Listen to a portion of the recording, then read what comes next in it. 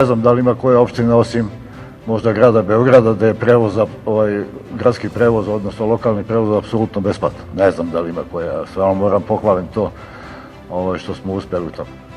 Mi smo, kao što znate, uveli novog prevoznika na teritoriji opštine i naš savjet za saobraćaj od prvog dana prati kako se to izvršava.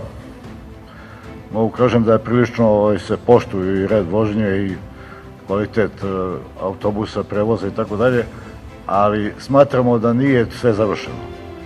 Znači, nemamo adekvatna autobuska stajališta, to je broj 1. Broj 2, i tamo gde ih imamo, mi nemamo obaveštenje o redu vožnje.